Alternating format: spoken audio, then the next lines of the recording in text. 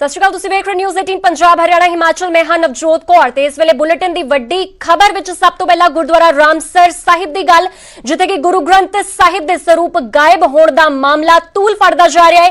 SGPC ਖਿਲਾਫ ਸ਼ਿਕਾਇਤ ਦੇਣ ਪਹੁੰਚੇ ਬਲਵਿੰਦਰ ਬੈਸ ਇਸ ਕੇਸ ਨੂੰ ਲੈ ਕੇ ਔਰ ਅੰਮ੍ਰਿਤਸਰ ਪੁਲਿਸ ਕਮਿਸ਼ਨਰ ਨੂੰ ਮਿਲ ਕੇ ਕਾਰਵਾਈ ਦੀ ਮੰਗ ਕਰਨ ਦੀ ਗੱਲ ਕਹੀ ਗਈ ਹੈ। और अमृतसर दे गुरुद्वारा रामसर साहिब दा यह मामला है, जिथे कि पिछले दिनी एक रिटायर अधिकारी ने इसका दावा किया सी और 2016 दे विच 267 स्वरूप गायब होने का दावा किया गया है। उधर मामले दे विच एसजीपीसी प्रधान लोंगोवाल भी इस दे विच जांच दे आदेश दे चुके ने, जिस दे लई एसजीपीसी ने एक सब कमेटी का भी गठन किया है। तो तुहानू दस दिए कि गुरु ग्रंथ साहिब दे पावन स्वरूप गायब होने का जिहड़ा मसला है पकदा जा रहा है। इस दे विच पिछले दिन एक रिटायर अधिकारी ने दावा किया सीगा कि 2016 दे विच 267 जिहड़े स्वरूप ने गायब होए और इस मामले दे विच हुण एसजीपीसी के खिलाफ जिहड़ी शिकायत है बलविंदर बैस वालों दी गई है कि अमृतसर पुलिस कमिश्नर नूं मिल के कार्रवाई करने की गल कही गई है। फिलहाल साडे सहयोगी राजीव शर्मा साडे नाल जुड़ चुके ने। राजीव, की कुछ अपडेट है तुहाडे कोल गुरुद्वारा रामसर साहिब दा जिहड़ा मामला है, हुण की कुछ अपडेट है तुहाडे कोल इस बारे? जी देखो नवजोत, सब तो पहला तो मैं ये दसना चाहना कि 2016 ਦੇ ਵਿੱਚ जो गुरु ग्रंथ साहिब भवन है गुरुद्वारा रामसर ਦੇ ਵਿੱਚ, जिथे कि गुरु ग्रंथ साहिब जी की छपाई की जाती है, उत्थे ही गुरु ग्रंथ साहिब जी के स्वरूप ने वो एक मर्यादा के नाल तैयार करके जेकर किसी नूं भी उसकी जरूरत होंदी है तो एक मर्यादा के हिसाब के नाल स्वरूप दिते जाते हैं। पर मनुखी अधिकार कमिशन है जो पंजाब ह्यूमन राइट्स कमिशन था, उसके वकील सरबजीत सिंह वेरका ने यह खुलासा किया कि जो है भवन के विचों 267 के करीब स्वरूप गायब हुए ने, जिसका कि हुण तक कोई अता पता नहीं है। जिस तो बाद एसजीपीसी के मुख सकत्तर डॉक्टर रूप सिंह अते जो सीनियर मीत प्रधान ने रजिंदर सिंह मेहता, उन्होंने वालों एक प्रेस कॉन्फ्रेंस करके इससे अपनी सफाई दी जाती है और यह दस्या जाता है कि उस वेले का जिहड़ा सुपरवाइजर सी कवलजीत सिंह, उसके कोलों लिखती तौर पर यह सब कुछ लिखवाया गया और इसका जिहड़ा जुर्माना एक हरजाना जिहड़ा वो भी देना पिया सी। पर उस रिटायर्ड सुपरवाइजर का कहना सी कि जिहड़े भी स्वरूप उत्थों दिते गए वो उच्च अधिकारियों के कहण से ही जिन्हों देने के लिए कहा गया सी उस वालों दिते गए। पर अज बलविंदर सिंह बैस जो कि खुद एक एसजीपीसी मैंबर भी ने, तो वो अज अमृतसर के पुलिस कमिश्नर के कोल पहुंचे, उन्होंने वालों लिखती तौर पर शिकायत दी गई। और इस दे विच सब तो वड्डी जिहड़ी हैरान करने वाली गल यह है कि जेकर 267 स्वरूप गायब होए सन, एसजीपीसी को जेकर इस बारे जानकारी थी तो एसजीपीसी वालों इस मामले के FIR दर्ज क्यों नहीं करवाई गई। तो सिर्फ सिर्फ उस वेले ये सारा जिहड़ा असीं कह सकते कि ठीकरा वो उस वेले के सुपरवाइजर के उपर भन्न दिता गया, जबकि बैंस का यह कहना कि एक मर्यादा होंदी है जेकर किसी नूं भी जो स्वरूप जिहड़ा दिता जांदा, सब तो पहला जिथे उस स्वरूप नूं सुशोभित किया जाना हुंदा है या जिथे प्रकाश किया जाना, तो सब तो पहला एसजीपीसी की टीम उत्थे जाके उस थां दा मुआयना करती है। जदों उन्हां वल्लों क्लीयरेंस दी जाती है, उस तो बाद एसजीपीसी वालों एक खास बस तैयार की गई है, जिस दे विच 5 प्यारे पाटिल सिंह एक मर्यादा के तहत जो स्वरूप है उसनूं उस दे विच सुशोभित करके उस थां ते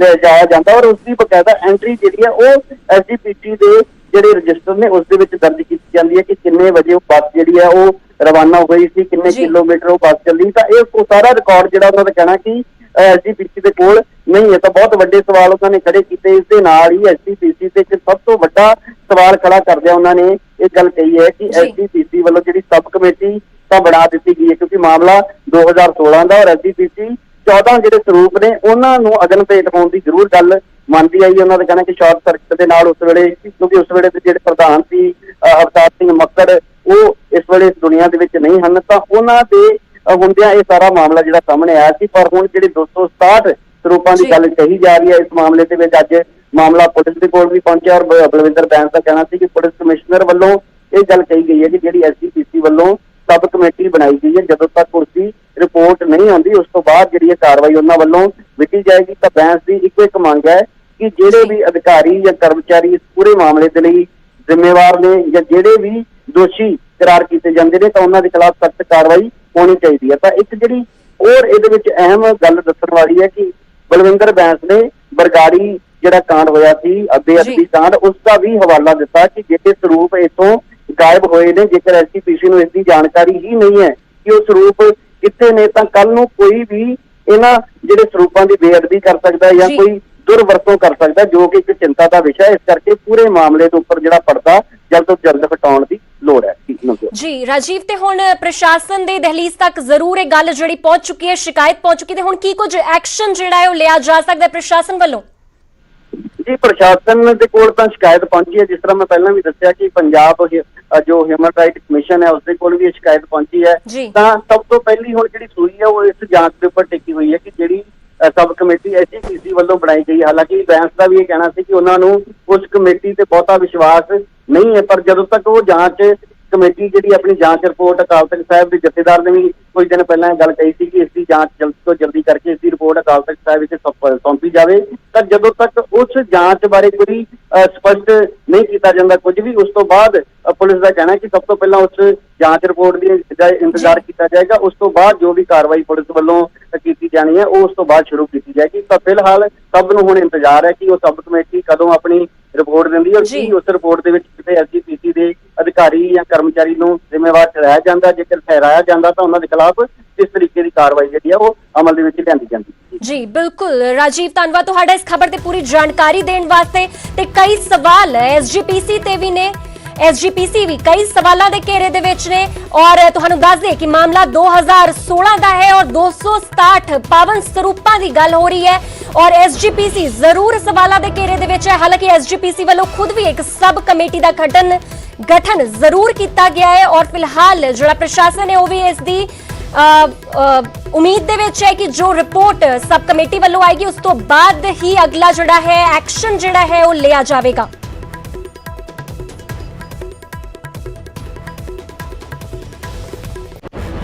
ਅਗਲੀ ਵੱਡੀ ਖਬਰ ਬਰਗਾੜੀ ਮਸਲੇ ਦੇ ਨਾਲ ਜੁੜੀ ਹੋਈ ਹੈ। ਬਰਗਾੜੀ ਦੇ ਵਿੱਚ ਇੱਕ ਵਾਰ ਫਿਰ ਤੋਂ ਮੋਰਚਾ ਲਗਾਇਆ ਜਾ ਸਕਦਾ ਹੈ। ਮੁਤਵਾਜ਼ੀ ਜਥੇਦਾਰ ਧਿਆਨ ਸਿੰਘ ਮੰਡ ਵੱਲੋਂ ਇਸ ਦਾ ਅਲਟੀਮੇਟਮ ਦਿੱਤਾ ਗਿਆ ਹੈ ਔਰ ਬੇਅਦਬੀ ਅਤੇ ਗੋਲੀकांड ਦੇ ਵਿੱਚ 2 ਮਹੀਨੇ ਦਾ ਜਿਹੜਾ ਹੈ ਉਹ ਅਲਟੀਮੇਟਮ ਜਿਹੜਾ ਹੈ ਉਹ ਦਿੱਤਾ ਗਿਆ ਹੈ ਔਰ 2 ਮਹੀਨਿਆਂ ਦੇ ਵਿੱਚ ਅਗਰ ਜਾਂਚ ਪੂਰੀ ਨਹੀਂ ਹੁੰਦੀ ਤਾਂ ਮੁੜ ਤੋਂ ਸੰਘਰਸ਼ ਜਿਹੜਾ ਹੈ ਉਹ ਵਿੱਢਣ ਦੀ ਜਿਹੜੀ ਚੇਤਾਵਨੀ ਹੈ ਉਹ ਮੰਡ ਵੱਲੋਂ ਦਿੱਤੀ ਗਈ ਹੈ ਔਰ ਬਰਗਾੜੀ ਮੋਰਚੇ ਤੇ ਜਿਹੜੇ ਵਾਅਦੇ ਸਰਕਾਰ ਵੱਲੋਂ ਕੀਤੇ ਗਏ ਨੇ ਉਹ ਪੂਰੇ ਕੀਤੇ ਜਾਣ। ਤੇ ਤੁਹਾਨੂੰ ਦੱਸ ਦਈਏ ਕਿ ਬੇਅਦਬੀ ਔਰ ਗੋਲੀकांड ਦਾ ਜਿਹੜਾ ਮਸਲਾ ਹੈ ਉਹ ਇੱਕ ਵਾਰ ਫਿਰ ਤੋਂ ਭਖਦਾ ਜਾ ਰਿਹਾ ਔਰ ਤੁਹਾਨੂੰ ਦੱਸ ਦਈਏ ਕਿ ਮੁਤਵਾਜ਼ੀ ਜਥੇਦਾਰ ਧਿਆਨ ਸਿੰਘ ਮੰਡ ਵੱਲੋਂ ਇੱਕ ਅਲਟੀਮੇਟਮ ਦਿੱਤਾ ਗਿਆ ਹੈ, ਸਰਕਾਰ ਨੂੰ ਅਲਟੀਮੇਟਮ ਦਿੱਤਾ ਗਿਆ ਹੈ ਕਿ ਅਗਰ 2 ਮਹੀਨਿਆਂ ਦੇ ਅੰਦਰ ਇਸ ਦੀ ਜਿਹੜੀ ਜਾਂਚ ਹੈ ਉਹ ਪੂਰੀ ਨਹੀਂ ਕੀਤੀ ਜਾਂਦੀ ਤਾਂ ਇੱਕ ਵਾਰ ਫਿਰ ਤੋਂ ਸੰਘਰਸ਼ ਜਿਹੜਾ ਹੈ ਉਹ ਵਿੱਢਿਆ ਜਾਵੇਗਾ ਔਰ ਬਰਗਾੜੀ ਮੋਰਚਾ ਜਿਹੜਾ ਹੈ ਦੁਬਾਰਾ ਤੋਂ ਸ਼ੁਰੂ ਕੀਤਾ ਜਾਵੇਗਾ ਔਰ ਸਰਕਾਰ ਨੇ ਬਰਗਾੜੀ ਮੋਰਚੇ ਨੂੰ ਲੈ ਕੇ ਜਿਹੜੇ ਵਾਅਦੇ ਕੀਤੇ ਸੀ ਉਹ ਨਿਭਾਉਣ ਦਾ ਜਿਹੜਾ ਵੇਲਾ ਹੈ ਉਹ ਆ ਚੁੱਕਿਆ ਹੈ ਔਰ ਮੰਡ ਵੱਲੋਂ ਇਸ ਗੱਲ ਦਾ ਅਲਟੀਮੇਟਮ ਦਿੱਤਾ ਜਾ ਚੁੱਕਿਆ ਹੈ। ਫਿਲਹਾਲ ਸਾਡੇ ਸਹਿਯੋਗੀ ਨਰੇਸ਼ ਸੇਠੀ ਸਾਡੇ ਨਾਲ ਜੁੜ ਚੁੱਕੇ ਨੇ ਹੋਰ ਜਾਣਕਾਰੀ ਵਾਸਤੇ।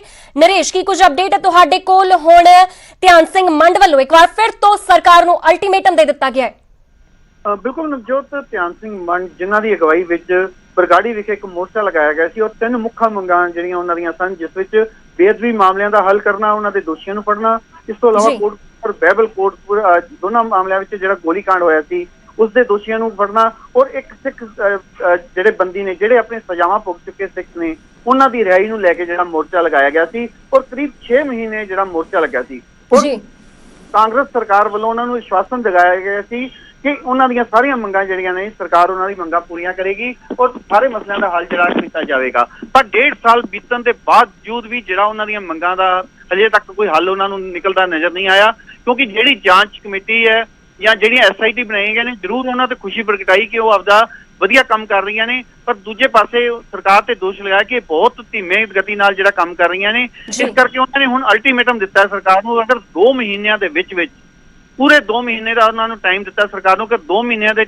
ਵਿੱਚ ਆਪਦੀ ਜਾਂਚ ਪੂਰੀ ਨਹੀਂ ਕਰਦੀਆਂ ਜਾਂਚ ਕਮੇਟੀਆਂ ਜਾਂ ਸਰਕਾਰ ਆਪਦਾ ਵਾਅਦਾ ਨਹੀਂ ਨਿਭਾਉਂਦੀ ਤਾਂ ਬਰਗਾੜੀ ਮੋਰਚੇ ਨਾਲੋਂ ਵੀ ਕਿਤੇ ਵੱਡਾ ਜਿਹੜਾ ਐਸੀ ਸੰਘਰਸ਼ ਛੇੜਿਆ ਜਾ ਸਕਦਾ ਹੈ ਔਰ ਉਸ ਲਈ ਸਾਰੀਆਂ ਸਿੱਖ ਜਥੇਬੰਦੀਆਂ ਨਾਲ ਗੱਲਬਾਤ ਚੱਲ ਰਹੀ ਹੈ ਔਰ ਵੱਡਾ ਸੰਘਰਸ਼ ਜਿਹੜਾ ਲੈ ਕੇ ਸਿੱਖ ਸੰਗਤ ਜਿਹੜੀ ਹੈ ਦੁਆਰੋਂ ਜਿਹੜੀ ਹੈ ਪੰਜਾਬ ਵਿੱਚ ਆਪਦਾ ਇੱਕ ਨਵਾਂ ਸੰਘਰਸ਼ ਛੇੜ ਸਕਦੀ ਹੈ। ਜੀ ਨਵਜੋਤ ਜੀ ਨਰੇਸ਼ ਬਣੇ ਰਹੋ ਤੁਸੀਂ ਸਾਡੇ ਨਾਲ। ਤੇ ਫਿਲਹਾਲ ਤੁਹਾਨੂੰ ਦੱਸ ਦਈਏ ਕਿ ਬਰਗਾੜੀ ਮੋਰਚਾ ਇੱਕ ਵਾਰ ਫਿਰ ਤੋਂ ਲੱਗ ਸਕਦਾ ਹੈ। ਫਿਲਹਾਲ ਅਸੀਂ ਰੁਕ ਕਰਦੇ ਹਾਂ, ਸਾਡੇ ਅਸਿਸਟੈਂਟ ਨਿਊਜ਼ ਐਡੀਟਰ ਗੌਰਵ ਸ਼ੁਕਲਾ ਸਾਡੇ ਨਾਲ ਜੁੜ ਚੁੱਕੇ ਨੇ। ਜੀ ਗੌਰਵ, ਇੱਕ ਵਾਰ ਫਿਰ ਤੋਂ ਧਿਆਨ ਸਿੰਘ ਮੰਡ ਵੱਲੋਂ ਅਲਟੀਮੇਟਮ ਦੇ ਦਿੱਤਾ ਗਿਆ ਹੈ ਔਰ ਸਰਕਾਰ ਨੂੰ ਚੇਤਾਵਨੀ ਦੇ ਦਿੱਤੀ ਗਈ ਹੈ ਕਿ 2 ਮਹੀਨੇ ਦਾ ਕੁੱਲ ਸਮਾਂ ਜਿਹੜਾ ਦਿੱਤਾ ਗਿਆ ਹੈ ਪੂਰੇ ਵਾਅਦੇ ਸਰਕਾਰ ਪੂਰੇ ਕਰੇ। ਕੀ ਕੁਝ ਕਹਿਣਾ ਚਾਹੁੰਦੇ ਹੋ? जी बिल्कुल नवजोत, देखो 2015 ਦਾ ਪੂਰਾ ਮਾਮਲਾ ਹੈਗਾ। ਬੜੀ ਜ਼ਬਰਦਸਤ ਸਿਆਸਤ ਹੋਈ ਹੈ 2017 ਦੇ ਇਲੈਕਸ਼ਨ ਦੇ ਵਿੱਚ। 2022 ਦੇ ਇਲੈਕਸ਼ਨ ਦੀ ਇੱਕ ਦਸਤਕ ਤਾਂ ਜ਼ਰੂਰ ਇਸ ਸਮੇਂ ਪੰਜਾਬ ਦੇ ਵਿੱਚ ਸੁਣਾਈ ਦੇ ਰਹੀ ਹੈ ਤੇ ਇਸ ਵਿਚਾਲੇ 2 ਮਹੀਨੇ ਦਾ ਅਲਟੀਮੇਟਮ। ਪਰ ਇਸ ਵਿਚਾਲੇ ਸਵਾਲ ਇਹ ਵੀ ਹੈ ਕਿ ਜਾਂਚ ਕਿੱਥੇ ਚੱਲ ਰਹੀ ਹੈ, ਕੌਣ ਜਾਂਚ ਕਰ ਰਿਹਾ ਹੈ, ਕਿਵੇਂ ਜਾਂਚ ਅੱਗੇ ਵਧ ਰਹੀ ਹੈ। ਥੋੜੇ ਦਿਨਾਂ ਬਾਅਦ ਅਸੀਂ ਸੁਣਦੇ ਹਾਂ ਕਿ ਕਿਤੇ SIT ਨੇ ਕੁਝ ਥੋੜਾ ਜਿਹਾ ਕੁਝ ਕੰਮ ਕਰ ਦਿੱਤਾ ਜਾਂ ਇਸ ਤਰੀਕੇ ਨਾਲ ਕੋਈ ਜਾਂਚ ਵਧੀ, ਪਰ ਲੋਕਾਂ ਤੱਕ ਸਿੱਧੇ ਤੌਰ ਤੇ ਨਹੀਂ ਪਹੁੰਚ ਰਿਹਾ ਕਿ ਇਸ ਸਮੇਂ ਕਿੱਥੇ ਜਾਂਚ ਹੋ ਰਹੀ ਹੈ, ਕਿੰਨੀ ਜਾਂਚ ਅੱਗੇ ਵਧੀ ਹੈ। ਇਹ ਇੱਕ ਵੱਡਾ ਸਵਾਲ ਜ਼ਰੂਰ ਹੈ ਕਿ 2 ਮਹੀਨੇ ਦੇ ਵਿੱਚ ਕਿਵੇਂ ਪੂਰਾ ਕੰਪਲੀਟ ਕੀਤਾ ਜਾ ਸਕੇਗਾ ਇਸ ਜਾਂਚ ਨੂੰ। ਮੈਂ ਇੱਕ ਨਰੇਸ਼ ਤੋਂ ਵੀ ਚੀਜ਼ ਜਾਣਨਾ ਚਾਹੁੰਦਾ। ਨਰੇਸ਼ ਸੇਠੀ ਜਿਹੜੇ ਸਾਡੇ ਸਹਿਯੋਗੀ ਸਾਡੇ ਨਾਲ ਜੁੜੇ ਹੋਏ ਨੇ। ਨਰੇਸ਼, ਜਿਹੜਾ ਇਹ ਕਿਹਾ ਗਿਆ ਹੈ ਕਿ 2 ਮਹੀਨੇ ਦਾ ਸਮਾਂ ਦਿੱਤਾ ਗਿਆ ਹੈ, ਧਿਆਨ ਸਿੰਘ ਮੰਡ ਦੇ ਵੱਲੋਂ ਦਿੱਤਾ ਗਿਆ ਹੈ ਜਾਂ ਜਿਹੜੀਆਂ ਬਰਗਾੜੀ 'ਚ ਪਹਿਲਾਂ ਮੋਰਚਾ ਲੱਗਿਆ ਸੀ, ਜਿਹੜੀਆਂ ਜਥੇਬੰਦੀਆਂ ਉੱਥੇ ਸਾਰੀਆਂ ਸੀ, ਕਿਉਂਕਿ ਉੱਥੇ ਬਲਜੀਤ ਸਿੰਘ ਦਾਦੂਵਾਲ ਵੀ ਸਨ ਤੇ ਕੁਝ ਹੋਰ ਜਥੇਬੰਦੀਆਂ ਵੀ ਸ਼ਾਮਲ ਸੀ। ਇੱਧਰੋਂ ਸ਼੍ਰੋਮਣੀ ਅਕਾਲੀ ਦਲ ਅੰਮ੍ਰਿਤਸਰ ਦਾ ਸਾਥ ਵੀ, ਸਿਮਰਜੀਤ ਸਿੰਘ ਮਾਨ ਦਾ ਸਾਥ ਵੀ ਮਿਲਿਆ ਹੋਇਆ ਸੀ। ਸਮਝਣਾ ਚਾਹਾਂਗੇ ਇਹ ਸਿਰਫ ਧਿਆਨ ਸਿੰਘ ਮੰਡ ਦੇ ਵੱਲੋਂ ਬਿਆਨ ਦਿੱਤਾ ਗਿਆ, ਅਲਟੀਮੇਟਮ ਦਿੱਤਾ ਗਿਆ, ਜਾਂ ਇਸ ਨੂੰ ਸਾਂਝੇ ਤੌਰ ਤੇ ਬਰਗਾੜੀ ਮੋਰਚੇ ਦੇ ਜਿਹੜੇ ਬਾਕੀ ਦੇ ਉਹ ਹੋਰ ਵੀ ਸਹਿਯੋਗੀ ਸੀ ਉਹਨਾਂ ਦੇ ਵੱਲੋਂ ਵੀ ਸਮਝਿਆ ਜਾਵੇ? ਬਿਲਕੁਲ ਗੌਰਵ, ਅਸੀਂ ਇਸ ਗੱਲ ਨੂੰ ਥੋੜਾ ਸਾਫ਼ ਕਰ ਦੇਣਾ ਚਾਹਾਂਗੇ। ਅੱਜ ਜਿਹੜੀ ਪ੍ਰੈਸ ਕਾਨਫਰੰਸ ਕੀਤੀ ਹੈ ਸਿਰਫ ਧਿਆਨ ਸਿੰਘ ਮੰਡ ਵੱਲੋਂ ਕੀਤੀ ਗਈ ਹੈ ਔਰ ਉਹਨਾਂ ਨੇ ਇਹ ਸ਼ਬਦ ਕਹੇ ਨੇ ਕਿ ਕਿਉਂਕਿ ਮੈਨੂੰ ਕੌਮ ਨੇ ਜਥੇਦਾਰ ਚੁਣਿਆ, ਮੈਨੂੰ ਅਕਾਲ ਤਖਤ ਦਾ ਜਥੇਦਾਰ ਨਿਯੁਕਤ ਕੀਤਾ ਹੈ ਤੇ ਇਸ ਕਰਕੇ ਮੇਰੀ ਜ਼ਿੰਮੇਵਾਰੀ ਬਣਦੀ ਹੈ ਕਿ ਜਿਹੜੇ ਸਿੱਖ ਕੌਮ ਦੇ ਮਸਲੇ ਨੇ ਉਹਨਾਂ ਦੇ ਹੱਲ ਲਈ ਮੈਂ ਆਪਣੀ ਆਵਾਜ਼ ਬੁਲੰਦ ਕਰਾਂ। ਔਰ ਉਹਨਾਂ ਨੇ ਇੱਥੇ ਇੱਕ ਗੱਲ ਇਹ ਵੀ ਦੱਸੀ ਹੈ ਕਿ ਮੋਰਚੇ ਵਿੱਚ ਭਾਵੇਂ ਲੋਕ ਸਾਡੇ ਵਿੱਚ ਵੱਖ-ਵੱਖ ਤਰ੍ਹਾਂ ਦੇ ਕੋਈ ਮਤਭੇਦ ਆਏ ਸਨ, ਪਰ ਅਸੀਂ ਸਾਰੇ ਇੱਕ ਮੰਚ ਤੇ ਸਾਰੇ ਅਸੀਂ ਫਿਰ ਇੱਕ ਵਾਰੀ ਇਕੱਠੇ ਹੋਵਾਂਗੇ ਔਰ ਇਸ ਮੋਰਚੇ ਤੇ ਬਰਗਾੜੀ ਮੋਰਚੇ ਤੋਂ ਵੀ ਉੱਤੇ ਕਿਤੇ ਵੱਡਾ ਸੰਘਰਸ਼ ਜਿਹੜਾ ਸੀ ਛੇੜਾਂਗੇ ਤਾਂ ਕਿ ਜਿਹੜਾ ਸਿੱਖ ਕੌਮ ਨੂੰ ਜਿਹੜਾ ਇਨਸਾਫ ਦਿਵਾ ਸਕੀਏ। ਜੀ ਤੁਸੀਂ ਇਹ ਕਹਿ ਰਹੇ ਹੋ ਕਿ ਫਿਲਹਾਲ ਧਿਆਨ ਸਿੰਘ ਮੰਡ ਹੋਰਾਂ ਦੇ ਵੱਲੋਂ ਹੀ ਇਹ ਜਿਹੜੀ ਪ੍ਰੈਸ ਕਾਨਫਰੰਸ ਕੀਤੀ ਗਈ ਹੈ ਤੇ ਇਸ ਵਿਚਾਲੇ ਅਸੀਂ ਆਪਣੇ ਦਰਸ਼ਕਾਂ ਨੂੰ ਇਹ ਵੀ ਦੱਸ ਦਈਏ ਕਿ ਇੱਕ ਬਰਗਾੜੀ ਦਾ ਮੋਰਚਾ ਬਹੁਤ ਲੰਬੇ ਵੇਲੇ ਤੱਕ ਉੱਥੇ ਚੱਲਿਆ ਕਿ ਉਸ ਤੋਂ ਬਾਅਦ ਇਹ ਜ਼ਰੂਰ ਸਰਕਾਰ ਨੇ ਵਿਚੋਲਗੀ ਕਰਕੇ ਸਰਕਾਰ ਦੇ ਮੰਤਰੀਆਂ ਦੀ ਡਿਊਟੀ ਲਗਾਈ ਗਈ ਸੀ। ਨਵਜੋਤ, ਇਹ ਵੀ ਆਪਣੇ ਦਰਸ਼ਕਾਂ ਨੂੰ ਅਸੀਂ ਦੱਸ ਰਹੇ ਹਾਂ। ਗੌਰਵ, ਇੱਕ ਅਪਡੇਟ ਤੁਹਾਨੂੰ ਦੇਣਾ ਚਾਹੁੰਦੇ ਹਾਂ। ਸਾਡੇ ਨਾਲ ਮੁਤਵਾਜ਼ੀ ਜਥੇਦਾਰ ਬਲਜੀਤ ਸਿੰਘ ਦਾਦੂਵਾਲ ਵੀ ਸਾਡੇ ਨਾਲ ਜੁੜ ਚੁੱਕੇ ਨੇ ਇਸ ਵੇਲੇ ਔਰ ਲਗਾਤਾਰ ਜਿਹੜਾ ਇਹ ਮਸਲਾ ਹੈ 5 ਸਾਲ ਹੋ ਚੁੱਕੇ ਨੇ ਪੱਕਦਾ ਹੈ, ਸਾਡੇ ਨਾਲ ਜੁੜ ਚੁੱਕੇ ਨੇ। ਫਿਲਹਾਲ ਓਵਰ ਟੂ ਯੂ ਗੌਰਵ ਸ਼ੁਕਲਾ। ਬਿਲਕੁਲ, ਸਾਡੇ ਨਾਲ ਬਲਜੀਤ ਸਿੰਘ ਦਾਦੂਵਾਲ ਜੀ ਨੇ। ਦਾਦੂਵਾਲ ਸਾਹਿਬ, ਤੁਹਾਡਾ ਫਸਟ ਰਿਐਕਸ਼ਨ ਚਾਹਾਂਗੇ ਕਿਉਂਕਿ ਧਿਆਨ ਸਿੰਘ ਮੰਡੇ ਕਹਿ ਰਹੇ ਨੇ ਜਥੇਦਾਰ ਸਾਹਿਬ ਕਿ 2 ਮਹੀਨੇ ਦੇ ਵਿੱਚ ਜੇਕਰ ਸਰਕਾਰ ਨੇ ਨਹੀਂ ਕੀਤੇ ਤਾਂ ਅਸੀਂ ਮੁੜ ਤੋਂ ਬਰਗਾੜੀ ਦਾ ਮੋਰਚਾ ਲਗਾ ਦੇਵਾਂਗੇ। ਤੁਹਾਡਾ ਪੂਰਾ ਸਾਥ ਮਿਲੇਗਾ? 2 ਮਹੀਨੇ ਦਾ ਤੁਸੀਂ ਵੀ ਅਲਟੀਮੇਟਮ ਦਿੰਦੇ ਹੋ ਜਾਂ ਤੁਹਾਨੂੰ ਲੱਗਦਾ ਕਿ 2 ਮਹੀਨੇ ਦਾ ਸਮਾਂ ਘੱਟ ਹੈ ਤੇ ਥੋੜਾ ਜਿਹਾ ਹੋਰ ਇਸ ਨੂੰ ਅੱਗੇ ਸਮਾਂ ਦੇਣਾ ਚਾਹੀਦਾ ਹੈ? ਕਿਵੇਂ ਤੁਸੀਂ ਦੇਖਦੇ ਹੋ ਧਿਆਨ ਸਿੰਘ ਮੰਡੇ ਹੋਰਾਂ ਦੇ ਇਸ ਬਿਆਨ ਨੂੰ? ਦੇਖੋ ਜੀ, ਪਹਿਲੀ ਗੱਲ ਤਾਂ ਇਹ ਆ ਕਿ ਜੇਕਰ ਜਥੇਦਾਰ ਮੰਡ ਸਾਹਿਬ ਨੇ ਅੱਜ ਜਿਹੜਾ ਅਲਟੀਮੇਟਮ ਦਿੱਤਾ 2 ਮੰਥ ਦਾ ਜੀ, ਇਹ ਅਲਟੀਮੇਟਮ ਦੇਣਾ ਚਾਹੀਦਾ ਸੀ 9 ਦਸੰਬਰ ਨੂੰ, ਜਦੋਂ ਜਥੇਦਾਰ ਮੰਡ ਸਾਹਿਬ ਨੇ ਮੋਰਚਾ ਚੁੱਕਣ ਦਾ ਐਲਾਨ ਕੀਤਾ ਸੀਗਾ। ਉਸ ਵੇਲੇ ਤਾਂ ਉਹਨਾਂ ਨੇ ਕੋਈ ਨਾ ਅਲਟੀਮੇਟਮ ਦਿੱਤਾ, ਨਾ ਕੋਈ ਸਾਨੂੰ ਨਾਲ ਬੈਠਿਆਂ ਨੂੰ ਦੱਸਿਆ, ਨਾ ਜਥੇਬੰਦੀਆਂ ਨੂੰ ਭਰੋਸੇ 'ਚ ਲਿਆ ਕਿਸੇ ਨੂੰ। ਉਸ ਵੇਲੇ ਤਾਂ ਸਾਰਾ ਮਨਮਰਜ਼ੀ ਦੇ ਨਾਲ ਫੈਸਲਾ ਲੈ ਲਿਆ। ਹੁਣ ਜਦੋਂ ਦੁਬਾਰਾ ਸਿੱਟ ਜਿਹੜੀ ਆ ਉਹ ਗ੍ਰਿਫਤਾਰੀਆਂ ਕਰ ਰਹੀ ਆ ਦੋਸ਼ੀਆਂ ਦੀਆਂ ਬੇਅਦਬੀ ਕਾਂਡ ਦੇ ਵਿੱਚ, ਤਾਂ ਜਥੇਦਾਰ ਮੰਡ ਸਾਹਿਬ ਪਤਾ ਨਹੀਂ ਕਿੱਥੋਂ ਪ੍ਰਗਟ ਹੋ ਗਿਆ, ਮੈਨੂੰ ਤਾਂ ਇਸ ਬਾਰੇ ਪਤਾ ਨਹੀਂ ਆ ਜੀ। ਤੇ ਨਾ ਹੀ ਸਾਨੂੰ ਇਹ ਜਿਹੜੇ ਮੋਰਚੇ ਦੇ ਅਲਟੀਮੇਟਮ ਬਾਰੇ ਪਤਾ, ਨਾ ਹੀ ਨਵਾਂ ਮੋਰਚਾ ਲਾਉਣ ਬਾਰੇ ਪਤਾ। ਜਿਹੜਾ ਪਹਿਲਾ ਮੋਰਚਾ ਸੀ ਉਹ 6.5 ਮਹੀਨੇ ਅਸੀਂ ਦਿਨ ਰਾਤ ਇੱਕ ਕਰਕੇ ਉਹਨੂੰ ਸਿਖਰ ਤੇ ਲਗਾਏ। ਸਾਰੀ ਕੌਮ ਉਹਦੇ ਨਾਲ ਜੁੜੀ ਸੀ, ਪੰਥ ਜੁੜਿਆ ਸੀ, ਜਥੇਬੰਦੀਆਂ ਜੁੜੀਆਂ, ਸੰਤ ਸਮਾਜ ਜੁੜਿਆ ਸੀਗਾ। ਪਰ ਉਸ ਵੇਲੇ ਤਾਂ ਜਥੇਦਾਰ ਮੰਡ ਸਾਹਿਬ ਨੇ ਕਿਸੇ ਨੂੰ ਭਰੋਸੇ 'ਚ ਨਹੀਂ ਲਿਆ ਤੇ ਮੋਰਚਾ ਚੁੱਕਣ ਦਾ ਐਲਾਨ ਕਰ ਦਿੱਤਾ, ਜਦੋਂ ਕਿ ਸਾਨੂੰ ਸਾਰਿਆਂ ਨੂੰ ਇਸ ਗੱਲ ਦੀ ਨਮੋਸ਼ੀ ਹੋਈ। ਅਲਟੀਮੇਟਮ ਦੇਣਾ ਸੀ ਤਾਂ ਜਥੇਦਾਰ ਮੰਡ ਸਾਹਿਬ ਉਦੋਂ ਦਿੰਦੇ। ਹੁਣ ਜਿਹੜਾ ਉਹਨਾਂ ਨੇ ਅਲਟੀਮੇਟਮ ਦੇ ਕੇ ਜਾਂ ਕੋਈ ਮੋਰਚਾ ਲਾਉਣ ਦੀ ਗੱਲ ਕੀਤੀ ਹੈ, ਸਾਨੂੰ ਇਹਦੇ ਬਾਰੇ ਕੋਈ ਵੀ ਪਤਾ ਨਹੀਂ ਹੈ, ਸਾਨੂੰ ਕੋਈ ਜਾਣਕਾਰੀ ਨਹੀਂ ਇਹਦੇ ਬਾਰੇ। ਤੇ ਦਾਦੂਵਾਲ ਸਾਹਿਬ, ਤੁਹਾਡਾ ਸਾਥ ਮਿਲੂਗਾ ਨਹੀਂ ਇਸ ਵਾਰ? ਕਿਉਂਕਿ ਤੁਸੀਂ ਤਾਂ ਕਹਿ ਰਹੇ ਹੋ ਕਿ ਪਿਛਲੀ ਵਾਰੀ ਦਿੱਕਤ ਸੀ, ਗੱਲਬਾਤ ਬਿਨਾਂ ਕਿਤੇ ਹੀ ਮੋਰਚਾ ਖਤਮ ਕਰ ਦਿੱਤਾ ਗਿਆ, ਸਰਕਾਰ ਨਾਲ ਉਹਨੇ ਆਪਣੇ ਲੈਵਲ ਤੇ ਗੱਲ ਕਰ ਲਈ। ਜੇ ਇਸ ਵਾਰ 2 ਮਹੀਨੇ ਬਾਅਦ ਕੋਈ ਮੋਰਚਾ ਲੱਗਦਾ ਹੈ, ਧਿਆਨ ਸਿੰਘ ਮੰਡ ਉਸ ਦੀ ਨੁਮਾਇੰਦਗੀ ਕਰਦੇ ਨੇ, ਤਾਂ ਕੀ ਬਲਜੀਤ ਸਿੰਘ ਦਾਦੂਵਾਲ ਦਾ ਸਾਥ ਮਿਲੇਗਾ ਜਾਂ ਨਹੀਂ? ਜਥੇਦਾਰ ਮੰਡ ਦੀ ਅਗਵਾਈ ਦੇ ਵਿੱਚ ਬਿਲਕੁਲ 1% ਵੀ ਅਸੀਂ ਜਿਹੜਾ ਸਹਿਯੋਗ ਨਹੀਂ ਦਿਆਂਗੇ, ਕਿਉਂਕਿ ਉਹਨਾਂ ਨੇ ਪਹਿਲਾਂ ਸਿਖਰ ਤੇ ਗਿਆ ਮੋਰਚਾ ਜਿਹੜਾ ਉਹਨੂੰ ਸਾਬੋਤਾਜ ਕੀਤਾ, ਸਰਕਾਰ ਦੀਆਂ ਗੱਲਾਂ ਵਿੱਚ ਆ ਕੇ ਉਹਨੂੰ ਚੁੱਕਿਆ। ਅੱਜ ਤੱਕ ਉਹਨਾਂ ਨੇ ਸਾਨੂੰ ਜਵਾਬ ਨਹੀਂ ਦਿੱਤਾ। ਜਿਹੜੇ 3 ਸਵਾਲ ਜਥੇਦਾਰ ਮੰਡ ਦੇ ਅੱਗੇ ਰੱਖੇ ਸੀ, ਜਦੋਂ ਮੋਰਚਾ ਖਤਮ ਕਰਨ ਤੋਂ ਬਾਅਦ ਉਹ ਮੇਰੇ ਕੋਲ ਗੁਰਦੁਆਰਾ ਦਾਦੂ ਸਾਹਿਬ ਆਏ ਸੀ ਤਾਂ ਅਸੀਂ ਕਿਹਾ ਸੀ ਜਥੇਦਾਰ ਮੰਡ ਸਾਹਿਬ, ਤੁਹਾਨੂੰ ਮੋਰਚਾ ਚੱਕਣ ਦੀ ਕਾਹਲੀ ਕੀ ਸੀ, ਮਜਬੂਰੀ ਕੀ ਸੀ, ਜਾਂ ਤੁਹਾਡਾ ਸਮਝੌਤਾ ਸਰਕਾਰ ਨਾਲ ਕੀ ਹੋਇਆ, ਸਾਨੂੰ ਦੱਸੋ। ਤੇ ਇਹਨਾਂ 3 ਸਵਾਲਾਂ ਦਾ ਜਵਾਬ ਜਥੇਦਾਰ ਮੰਡ ਨੇ ਅਜੇ ਤੱਕ ਸਾਨੂੰ ਨਹੀਂ ਦਿੱਤਾ। ਜਿੰਨਾ ਚਿਰ ਸਾਡੀ ਉਹ ਤਸੱਲੀ ਨਹੀਂ ਕਰਾਉਂਦੇ, ਇਹਨਾਂ ਗੱਲਾਂ ਦਾ ਜਵਾਬ ਨਹੀਂ ਦਿੰਦੇ, ਉਹਨਾਂ ਚਿਰ ਅਸੀਂ ਉਹਨਾਂ ਦੀ ਅਗਵਾਈ ਵਿੱਚ ਮੋਰਚੇ 'ਚ ਜਾਣ ਦਾ ਸੋਚ ਵੀ ਨਹੀਂ ਸਕਦੇ। ਦਾਦੂਵਾਲ ਸਾਹਿਬ, ਤੁਹਾਨੂੰ ਲੱਗ ਰਿਹਾ ਤੁਹਾਡੇ ਬਿਆਨ ਹੀ ਇਸ਼ਾਰਾ ਕਰ ਰਹੇ ਨੇ, ਤੁਹਾਨੂੰ ਲੱਗਦਾ ਹੈ ਕਿ ਪਿਛਲੀ ਵਾਰ ਜਿਹੜਾ ਬਰਗਾੜੀ ਦਾ ਮੋਰਚਾ ਸੀ ਉਹ ਬਿਨਾਂ ਕਿਸੇ ਸਿੱਟੇ ਤੋਂ ਖਤਮ ਹੋਇਆ ਤਾਂ ਉਸ ਦੀ ਵਜ੍ਹਾ ਧਿਆਨ ਸਿੰਘ ਮੰਡ ਸੀ, ਤੁਸੀਂ ਇਹੀ ਕਹਿ ਰਹੇ ਹੋ? ਬਿਲਕੁਲ ਜੀ, ਜਿਹੜਾ ਮੋਰਚਾ ਸੀ ਉਹਦੀਆਂ ਪ੍ਰਾਪਤੀਆਂ ਬਹੁਤ ਹੋਈਆਂ ਨੇ। ਇਹ ਨਹੀਂ ਕਿ ਮੋਰਚਾ ਬਿਨਾਂ ਕਿਸੇ ਪ੍ਰਾਪਤੀ ਤੋਂ ਹੋਇਆ, ਪ੍ਰਾਪਤੀਆਂ ਬਹੁਤ ਸੀ, ਪਰ ਉਹਨੂੰ ਜਥੇਦਾਰ ਮੰਡ ਸਾਹਿਬ ਨੇ ਡਿਕਟੇਟਰਸ਼ਿਪ ਦੇ ਨਾਲ ਸਾਮ ਅਪ ਜਿਹੜਾ ਵਾਈਂਡ ਅਪ ਆ ਉਹ ਤਰੀਕੇ ਨਾਲ ਨਹੀਂ ਕੀਤਾ। ਉਸ ਮੋਰਚੇ ਦੀਆਂ ਪ੍ਰਾਪਤੀਆਂ ਬਹੁਤ ਨੇ, ਜਿਵੇਂ ਅਣਪਛਾਤੀ ਪੁਲਿਸ ਪਛਾਣੀ ਗਈ, ਜਿਹੜੇ ਦੋਸ਼ੀ ਸੀਗੇ ਆਪਣਾ ਉਹਨਾਂ ਨੂੰ ਜੇਲ੍ਹਾਂ 'ਚ ਜਾਣਾ ਪਿਆ। ਬਰਗਾੜੀ ਬੇਅਦਬੀ ਦੇ ਉਦੋਂ ਵੀ ਦੋਸ਼ੀ ਫੜੇ ਗਏ ਸੀ, ਭਾਵੇਂ ਉਹ ਮੋਗਾ ਕਾਂਡ 'ਚ ਗ੍ਰਿਫਤਾਰੀ ਪਈ ਸੀ। ਜਿਹੜੇ ਸ਼ਹੀਦ ਪਰਿਵਾਰ ਨੇ ਉਹਨਾਂ ਨੂੰ ਮੁਆਵਜ਼ਾ ਮਿਲਿਆ। ਜਿਹੜੀ ਜਸਟਿਸ ਰਣਜੀਤ ਸਿੰਘ ਜਾਂਚ ਕਮਿਸ਼ਨ ਦੀ ਰਿਪੋਰਟ ਸੀ ਉਹ ਸਬਮਿਟ ਹੋਈ, ਵਿਧਾਨ ਸਭਾ 'ਚ ਟੇਬਲ ਹੋ ਕੇ ਉਹਦੇ ਤੇ ਬਹਿਸ ਹੋਈ, ਉਹਦੇ ਤੇ ਸਿੱਟ ਬਣੀ ਕੌਰ ਵਿਜੇ ਪ੍ਰਤਾਪ ਵਾਲੀ। ਪ੍ਰਾਪਤੀਆਂ ਬਹੁਤ ਸੀਗੀਆਂ, ਪਰ ਉਹਨੂੰ ਜਿਸ ਤਰ੍ਹਾਂ ਸਾਮਾ ਤੋਂ ਵਾਈਂਡ ਅਪ ਕੀਤਾ ਜਥੇਦਾਰ ਮੰਡ ਸਾਹਿਬ ਨੇ ਇੱਕਦਮ ਹੀ, ਉਹਦੇ ਨਾਲ ਕਿਸੇ ਦੀ ਸਾਡੀ ਸਹਿਮਤੀ ਨਹੀਂ ਆ ਤੇ ਸਾਡੀ ਸਖਤ ਨਾਰਾਜ਼ਗੀ ਆ ਉਹਨਾਂ ਦੇ ਨਾਲ। ਜੀ ਦਾਦੂ ਸਾਹਿਬ, ਇੱਕ ਹੋਰ ਚੀਜ਼ ਸਮਝਣੀ ਚਾਹਾਂਗੇ, ਤੁਹਾਨੂੰ ਇਸ ਸਮੇਂ ਪੂਰੇ ਮਾਮਲੇ ਦੀ ਜਾਂਚ ਕਿਸ ਦਿਸ਼ਾ ਵੱਲ ਵੱਧਦੀ ਹੋਈ ਨਜ਼ਰ ਆ ਰਹੀ ਹੈ? ਤੁਹਾਨੂੰ ਲੱਗਦਾ ਹੈ ਕਿ 2 ਮਹੀਨੇ ਦੇ ਵਿੱਚ ਕਿਸੇ ਸਿੱਟੇ ਤੱਕ ਪਹੁੰਚ ਸਕਦੀ ਹੈ SIT, ਪੁਲਿਸ ਜਾਂ ਜਿਹੜੀਆਂ ਵੀ ਏਜੰਸੀਆਂ ਇਸ ਸਮੇਂ ਜਾਂਚ ਕਰ ਰਹੀਆਂ ਨੇ, ਕਿ 2 ਮਹੀਨੇ 'ਚ ਸਾਡੇ ਸਾਹਮਣੇ ਦੋਸ਼ੀ ਹੋਣਗੇ ਕਿ ਇਹਨਾਂ ਦੀ ਵਜ੍ਹਾ ਨਾਲ ਇਹ ਸਾਰਾ ਕੰਮ ਹੋਇਆ ਸੀ 2015 ਦੇ ਵਿੱਚ? ਤੁਹਾਨੂੰ ਲੱਗਦਾ ਹੈ ਕਿ ਇਸ ਦਿਸ਼ਾ ਦੇ ਵੱਲ ਕਦਮ ਵੱਧ ਰਹੇ ਨੇ? ਦੇਖੋ ਜੀ, ਜਿਹੜੀ ਕੈਪਟਨ ਤੇ ਬਾਦਲ ਦੋਸਤੀ ਦਾ ਰੌਲਾ ਪਿਆ ਪੰਜਾਬ ਦੇ ਵਿੱਚ ਕਿ ਬਾਦਲ ਤੇ ਕੈਪਟਨ ਰਲ ਚੁੱਕੇ ਆ, ਬਾਦਲਾਂ ਦੇ ਉੱਤੇ ਸਾਰਾ ਇਸ ਬੇਅਦਬੀ ਦੇ ਦੋਸ਼ੀਆਂ ਨੂੰ ਸਦਰ ਛਾਇਆ ਦੇਣ ਦਾ ਜਿਹੜਾ ਹੈਗਾ ਉਹ ਦੋਸ਼ ਆਉਂਦਾ ਤੇ ਕੈਪਟਨ ਉਹਨਾਂ ਤੇ ਕਾਰਵਾਈ ਨਹੀਂ ਕਰ ਰਹੇ। ਹੁਣ ਲੱਗਦਾ ਕਿ ਕੈਪਟਨ ਅਮਰਿੰਦਰ ਸਿੰਘ ਆਪਣੇ ਤੋਂ ਇਸ ਗੱਲ ਦਾ ਦਾਗ ਲਾਉਣ ਵਾਸਤੇ, ਕਿਉਂਕਿ 2022 ਵੀ ਅੱਗੇ ਆ ਰਹੀ ਆ, ਤੇ ਉਹ ਇਸ ਬੇਅਦਬੀ 'ਚ ਇਨਸਾਫ ਕਰਨਾ ਚਾਹੁੰਦੇ ਆ। ਜਿਹੜੇ ਡੇਰੇ ਸਰਸੇ ਦੇ ਪੈਰੋਕਾਰ ਜਿਨ੍ਹਾਂ ਨੇ ਬੇਅਦਬੀ ਕੀਤੀ, ਜਿਨ੍ਹਾਂ ਨੇ ਸਰੂਪ ਚੋਰੀ ਕੀਤੇ, ਅੰਗ ਖਿਲਾਰੇ, ਉਹ ਫੜੇ ਜਾ ਚੁੱਕੇ ਆ। ਹੁਣ ਉਹਨਾਂ ਦੀ ਗ੍ਰਿਫਤਾਰੀ ਪਰਸੋਂ ਪੈ ਚੁੱਕੀ ਹੈ।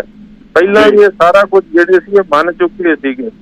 ਔਰ ਇਹ ਜਿਹੜਾ ਸਾਨੂੰ ਲੱਗਦਾ ਹੈ ਕਿ ਇਹ ਜਿਹੜੇ ਇਨਸਾਫ ਦੀ ਗੱਲ ਹੈ, ਸਰਕਾਰ ਦੀ ਨੀਅਤ ਚਾਹੀਦੀ ਹੈ। ਇਨਸਾਫ ਤਾਂ 2 ਦਿਨਾਂ 'ਚ ਸਾਹਮਣੇ ਆ ਸਕਦਾ, 2 ਮਹੀਨੇ ਤਾਂ ਬਹੁਤ ਹੈ।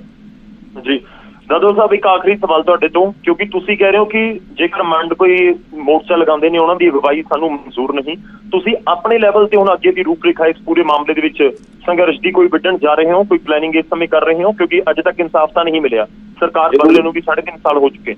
ਜ਼ਰੂਰੀ ਨਹੀਂ ਹੁੰਦਾ ਕਿ ਕੋਈ ਵੀ ਇਨਸਾਫ ਦੀ ਲੜਾਈ ਹੈ ਕੋਈ ਮੁਜ਼ਾਹਰਾ ਕਰਕੇ ਜਾਂ ਧਰਨਾ ਲਾ ਕੇ ਹੀ ਹੋ ਸਕੇ। ਅਸੀਂ ਉਸ ਵੇਲੇ ਤੋਂ ਆਵਾਜ਼ ਬੁਲੰਦ ਕਰਦੇ ਆ ਰਹੇ ਹਾਂ, ਦੁਨੀਆ ਭਰ 'ਚ ਵਾਇਆ ਮੀਡੀਆ, ਸੰਗਤਾਂ ਦੇ ਨਾਲ ਤਾਲਮੇਲ ਹੈ। ਔਰ ਜਿਹੜੇ ਸਰਕਾਰ ਦੇ ਉੱਤੇ ਦਬਾਅ ਵੀ ਇਸ ਤਰੀਕੇ ਦੇ ਨਾਲ ਬਣਾਇਆ ਹੋਇਆ ਕਿ ਸਰਕਾਰ ਨੇ ਜੋ ਸਰਕਾਰ ਬਣਨ ਤੋਂ ਪਹਿਲਾਂ ਕਿਹਾ ਸੀ ਕੈਪਟਨ ਅਮਰਿੰਦਰ ਸਿੰਘ ਨੇ ਕਿ ਮੈਂ ਬੇਅਦਬੀ ਦੇ ਦੋਸ਼ੀਆਂ ਨੂੰ ਜੇਲ੍ਹ ਦੀਆਂ ਸਲਾਖਾਂ ਪਿੱਛੇ ਡੱਕਾਂਗਾ, ਤੇ ਬੇਅਦਬੀ ਦੀਆਂ ਪੈੜਾਂ ਬਾਦਲਾਂ ਦੇ ਘਰ ਨੂੰ ਜਾਂਦੀਆਂ ਨੇ। ਤੇ ਅਸੀਂ ਆਪਣੇ ਤੌਰ ਤੇ ਆਵਾਜ਼ ਬੁਲੰਦ ਕਰ ਰਹੇ ਹਾਂ ਕਿ ਡੇਰੇ ਸਰਸੇ ਵਾਲੇ ਤੇ ਇਸ਼ਾਰੇ ਤੇ ਬੇਅਦਬੀ ਹੋਈ ਆ, ਉਹਨੂੰ ਵੀ ਪ੍ਰੋਟੈਕਸ਼ਨ ਵਾਰੰਟ ਤੇ ਸੁਨਾਰੀਆ ਜੇਲ੍ਹ ਚੋਂ ਪੰਜਾਬ ਲਿਆਂਦਾ ਜਾਵੇ। ਉਹਨੂੰ ਪੁੱਛਿਆ ਜਾਵੇ ਕਿ ਉਹਨੇ ਕਿਉਂ ਗੁਰੂ ਗ੍ਰੰਥ ਸਾਹਿਬ ਦੇ ਸਰੂਪਾਂ ਨੂੰ ਗਲੀਆਂ 'ਚ ਰੋਲਣ ਦਾ ਜਿਹੜਾ ਸੀਗਾ ਹੁਕਮ ਦਿੱਤਾ ਸੀ, ਤੇ ਬਾਦਲਾਂ ਨੂੰ ਸਮੇਤ ਸੈਣੀ ਨੂੰ ਵੀ ਵਿੱਚ ਲਿਆ ਜਾਵੇ ਕਿ ਉਹਨਾਂ ਨੇ ਕਿਉਂ ਛਤਰ ਛਾਇਆ ਦਿੱਤੀ ਦੋਸ਼ੀਆਂ ਨੂੰ ਬਚਾਉਣ ਲਈ, ਜਦੋਂ ਕਿ ਦੋਸ਼ੀਆਂ ਦਾ ਪਤਾ ਉਹਨਾਂ ਦੀ ਸਰਕਾਰ ਵੇਲੇ ਹੀ ਲੱਗ ਚੁੱਕਾ ਸੀ। ਜੀ ਜੀ ਸ਼ੁਕਰੀਆ ਦਾਦੂਵਾਲ ਸਾਹਿਬ, ਬਹੁਤ ਬਹੁਤ ਧੰਨਵਾਦ ਸਾਡੇ ਨਾਲ ਜੁੜਨ ਦੇ ਲਈ, ਇਸ ਪੂਰੀ ਗੱਲਬਾਤ ਦੇ ਲਈ। ਤਾਂ ਮਤਵਾਦੀ ਜਥੇਦਾਰ ਬਲਜੀਤ ਸਿੰਘ ਦਾਦੂਵਾਲ ਸਾਹਿਬ ਕਹਿ ਰਹੇ ਨੇ ਕਿ ਜੋ ਧਿਆਨ ਸਿੰਘ ਮੰਡ ਹੋਰਾਂ ਦੇ ਵੱਲੋਂ ਐਲਾਨ ਕੀਤਾ ਗਿਆ ਹੈ ਕਿ ਜੇ 2 ਮਹੀਨੇ ਦੇ ਵਿੱਚ ਜਾਂਚ ਕੰਪਲੀਟ ਨਹੀਂ ਹੁੰਦੀ ਬੇਅਦਬੀ ਮਾਮਲੇ ਦੀ, 2015 ਦੇ ਵਿੱਚ ਉਹ ਪੂਰੇ ਮਾਮਲੇ ਸਾਹਮਣੇ ਆਏ ਸੀ, ਬਰਗਾੜੀ ਬੇਅਦਬੀ ਦਾ ਮਾਮਲਾ, ਉਸ ਤੋਂ ਬਾਅਦ ਬਹਿਬਲ ਕਲਾਂ ਗੋਲੀकांड ਹੁੰਦਾ, ਉਹ ਸਾਰਾ ਕੁਝ ਸਾਨੂੰ ਚੰਗੀ ਤਰ੍ਹਾਂ ਹਰ ਕਿਸੇ ਪੰਜਾਬੀ ਦੇ ਜ਼ਿਹਨ ਦੇ ਵਿੱਚ ਹੈ ਕਿ ਪਿਛਲੇ ਸਾਲਾਂ ਦੇ ਵਿੱਚ ਕੀ ਹੋਇਆ, 2015 ਦੇ ਵਿੱਚ ਕੀ ਹੋਇਆ। ਤਾਂ ਨਵਜੋਤ, ਇਹ ਸਾਫ਼ ਇੱਕ ਵੱਡਾ ਬਿਆਨ ਤੁਸੀਂ ਕਹਿ ਸਕਦੇ ਹੋ ਬਲਜੀਤ ਸਿੰਘ ਦਾਦੂਵਾਲ ਦਾ, ਕਿਉਂਕਿ ਧਿਆਨ ਸਿੰਘ ਮੰਡ ਇੱਥੇ ਇਕੱਲੇ ਪੈਂਦੇ ਨਜ਼ਰ ਆ ਰਹੇ ਨੇ। 2 ਚਿਹਰੇ ਸਭ ਤੋਂ ਅੱਗੇ ਸੀ, ਇੱਕ ਬਲਜੀਤ ਸਿੰਘ ਦਾਦੂਵਾਲ ਤੇ ਧਿਆਨ ਸਿੰਘ ਮੰਡ। ਹਾਲਾਂਕਿ ਸਿਮਰਨਜੀਤ ਸਿੰਘ ਮਾਨ ਤੇ ਉਹਨਾਂ ਦੀ ਪਾਰਟੀ ਵੀ ਉਸ ਬਰਗਾੜੀ ਮੋਰਚੇ ਜੋ 6 ਮਹੀਨੇ ਤੋਂ ਜ਼ਿਆਦਾ ਸਮੇਂ ਤੱਕ ਲਗਾਇਆ ਗਿਆ ਬਰਗਾੜੀ ਵਿੱਚ ਜੀ, ਤਾਂ ਇੱਕ ਇਸ ਸਮੇਂ ਵੱਡਾ ਬਿਆਨ ਜ਼ਰੂਰ ਹੈ ਕਿ ਧਿਆਨ ਸਿੰਘ ਮੰਡ ਕੀ ਹੁਣ ਇਕੱਲੇ ਮੋਰਚਾ ਲਗਾਉਣਗੇ ਜਾਂ ਉਹਨਾਂ ਨੂੰ ਕਿਸੇ ਹੋਰ ਦਾ ਸਾਥ ਮਿਲਦਾ ਜਾਂ ਨਹੀਂ ਮਿਲਦਾ, ਕਿਉਂਕਿ ਬਲਜੀਤ ਸਿੰਘ ਦਾਦੂਵਾਲ ਤਾਂ ਸਾਫ਼ ਕਹਿ ਰਹੇ ਨੇ ਕਿ ਮੇਰਾ ਕਿਸੇ ਵੀ ਤਰ੍ਹਾਂ ਦਾ ਸਹਿਯੋਗ ਨਹੀਂ ਹੋਵੇਗਾ ਧਿਆਨ ਸਿੰਘ ਮੰਡ ਨੂੰ। ਜੀ ਧੰਨਵਾਦ ਤੁਹਾਡਾ ਗੌਰਵ ਜੀ ਇਸ ਖਬਰ ਤੇ ਪੂਰੀ ਜਾਣਕਾਰੀ ਦੇਣ ਲਈ, ਨਾਲ ਹੀ ਸਾਡੇ ਬਲਜੀਤ ਦਾਦੂਵਾਲ ਜੀ ਨਾਲ ਗੱਲ ਕਰਨ ਵਾਸਤੇ। ਨਰੇਸ਼ ਜੀ ਤੁਹਾਡਾ ਵੀ ਬਹੁਤ-ਬਹੁਤ ਧੰਨਵਾਦ। ਤੇ ਤੁਹਾਨੂੰ ਇੱਕ ਵਾਰ ਫਿਰ ਤੋਂ ਦੱਸ ਦਈਏ ਕਿ ਅਲਟੀਮੇਟਮ ਦੇ ਦਿੱਤਾ ਗਿਆ ਹੈ ਬਲਜੀਤ ਸਿੰਘ ਦਾਦੂਵਾਲ ਖੈਰ ਅਲਟੀਮੇਟਮ ਆਪਣੇ ਵੱਲੋਂ ਨਹੀਂ ਦੇ ਰਹੇ, ਪਰ ਧਿਆਨ ਸਿੰਘ ਮੰਡ ਵੱਲੋਂ ਅਲਟੀਮੇਟਮ ਦੇ ਦਿੱਤਾ ਗਿਆ ਹੈ ਸਰਕਾਰ ਨੂੰ ਕਿ 2 ਮਹੀਨੇ ਦਾ ਸਮਾਂ ਹੈ ਸਰਕਾਰ ਕੋਲ ਔਰ ਕੋਈ ਨਾ ਕੋਈ ਐਕਸ਼ਨ ਜ਼ਰੂਰ ਲਿਆ ਜਾ ਸਕੇ ਔਰ ਇਸ ਮਸਲੇ ਨੂੰ ਸੁਲਝਾਇਆ ਜਾ ਸਕੇ। ਔਰ ਇਸ ਦੌਰਾਨ ਇੱਕ ਵੱਡਾ ਬਿਆਨ ਜਿਹੜਾ ਬਲਜੀਤ ਸਿੰਘ ਦਾਦੂਵਾਲ ਦੇ ਰਹੇ ਨੇ। ਉਹਨਾਂ ਨੇ ਕੋਈ ਵੀ ਸਮਰਥਨ ਨਹੀਂ ਦਿੱਤਾ ਹੈ ਧਿਆਨ ਸਿੰਘ ਮੰਡ ਨੂੰ। ਉਹ ਕਹਿ ਰਹੇ ਨੇ ਕਿ ਇਹ ਸਮਰਥਨ ਉਹ ਇਸ ਲਈ ਨਹੀਂ ਦੇ ਰਹੇ ਕਿਉਂਕਿ ਇੱਕ ਡਿਕਟੇਟਰਸ਼ਿਪ ਦਾ ਰੋਲ ਜ਼ਰੂਰ ਕੀਤਾ ਧਿਆਨ ਸਿੰਘ ਮੰਡ ਨੇ, ਜਿਸ ਦੌਰਾਨ ਉਹਨਾਂ ਨੇ ਧਰਨਾ ਜਦੋਂ ਚੁੱਕਿਆ ਸੀ ਤੇ ਬਿਨਾਂ ਕਿਸੇ ਸਲਾਹ ਬਿਨਾਂ ਕਿਸੇ ਮਸ਼ਵਰੇ ਤੋਂ ਜਿਹੜਾ ਧਰਨਾ ਹੈ ਉਹ ਚੁੱਕਿਆ ਗਿਆ ਸੀ। ਫਿਲਹਾਲ ਕੀ ਨਵਾਂ ਮੋੜ ਆਉਂਦਾ ਹੈ ਬਰਗਾੜੀ ਕਾਂਡ ਦੇ ਵਿੱਚ, ਇਹ ਵੇਖਣ ਵਾਲੀ ਗੱਲ ਹੋਵੇਗੀ।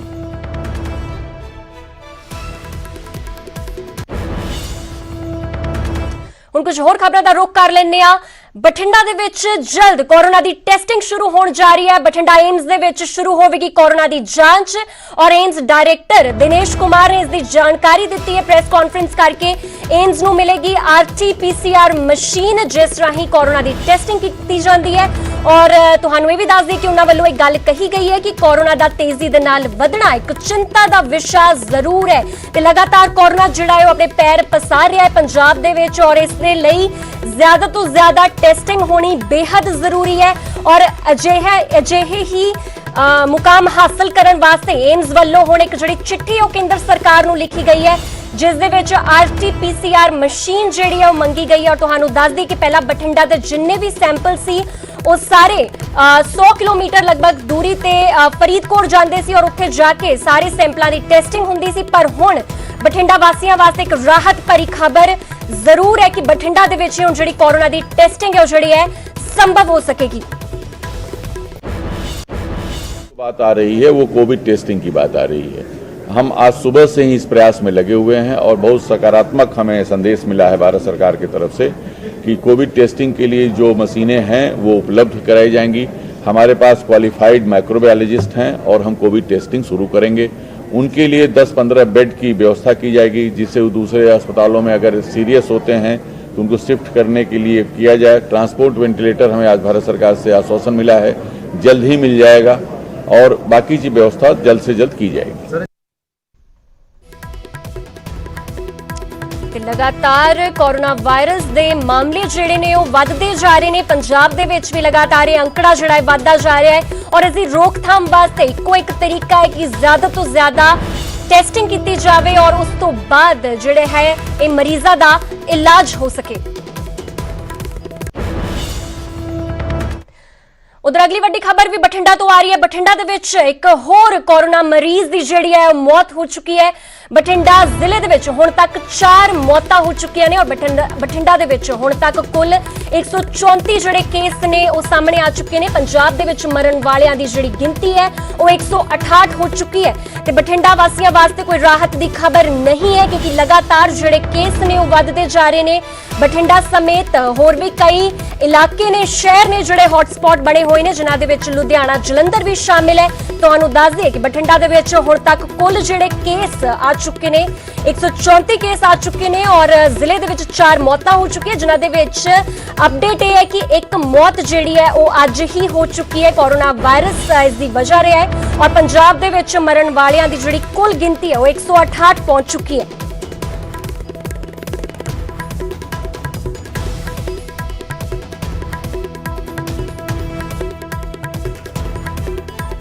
लगातार बठिंडा दे विच भी जिहड़े केस ने वो वध रहे ने। कोविड-19 दा खदशा जिहड़ा है वो बनिया होया है बठिंडा वासियां वास्ते भी। हालांकि ज्यादा टेस्टिंग वास्ते प्रशासन वालों भी कदम चुके जा रहे ने और लगातार जिहड़े केस ने वो वध जरूर रहे ने और एक मौत भी जिहड़ी है हो चुकी है बठिंडा दे विच। फिलहाल साडे नाल साडे सहयोगी सूरज पान नाल जुड़ चुके ने। सूरज की कुछ अपडेट है? हुण तक जिले दे विच 4 मौतां हो चुकियां ने।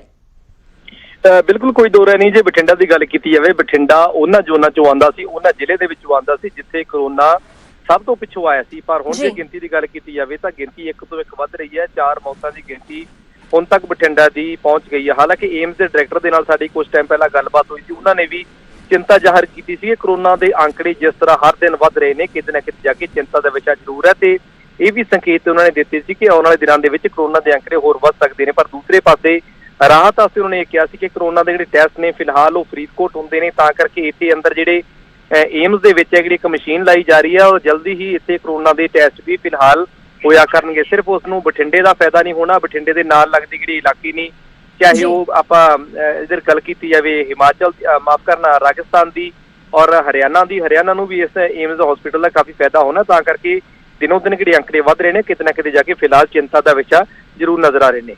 जी शुक्रिया सूरज तुहाडा इस खबर ते पूरी जानकारी देने वास्ते। ते न्यूज़ 18 तुहाडे तक पल पल दी अपडेट जरूर पहुंचा रही है और साडा मकसद तुहानू डराउणा नहीं बल्कि तुहानू सतर्क करना है, क्योंकि लगातार केस वध रहे ने। पर इस दौरान अपने वास्ते प्रिकॉशन लेना बेहद जरूरी है। हजे भी तुसी अपने आप नू बचा सकते हो कोरोना वायरस तो, और लोकां दे नाल जिहड़ी समाजिक दूरी है वो कायम करके अपने आप नू इस नामुराद बीमारी दी चपेट ते आउण तो बचाया जा सकता है।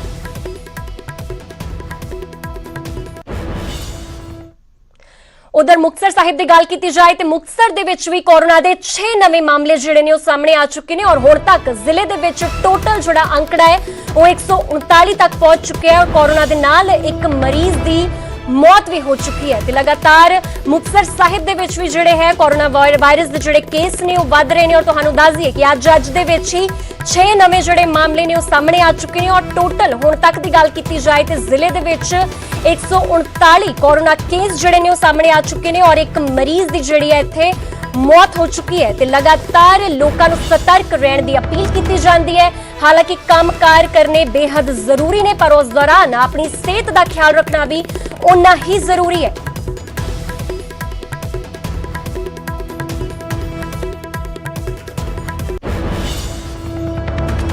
अगली वड्डी खबर बीजेपी आगू संबित पात्रा दे नाल जुड़ी हुई है। बीजेपी आगू संबित पात्रा हुण प्लाज्मा डोनर बन चुके ने। पात्रा ने गुरुग्राम दे विच प्लाज्मा डोनेट किया है और कोरोना की चपेट दे विच तुहानू दस दे कि संबित पात्रा भी आ चुके सन, जिस तो बाद वो पूरी तरह ठीक हो गए सी और हुण वो एक प्लाज्मा डोनर बन चुके हैं और कोरोना के इलाज दे विच तुहानू दस दे कि प्लाज्मा थेरेपी कारगर साबित हुंदी है और प्लाज्मा थेरेपी के जरिए पहला भी कई जोड़े मरीज ने जो कि कोरोना वायरस दे नाल लड़ रहे सन ठीक हो चुके हैं और संबित पात्रा हुण अपना प्लाज्मा डोनेट कर रहे हैं और पात्रा ने गुरुग्राम दे विच अपना प्लाज्मा डोनेट किया है और तुहानू दस दईए कि प्लाज्मा थेरेपी कोरोना दे नाल लड़ाई दे विच वाकई कारगर साबित हुई है।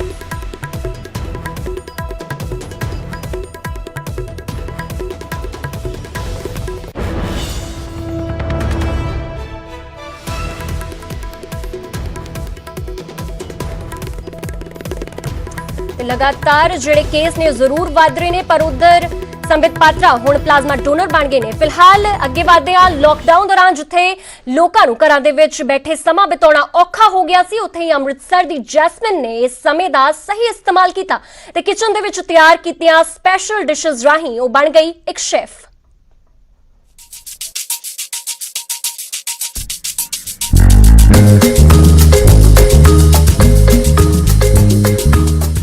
कहते ने कि शौक का कोई मुल नहीं हुंदा।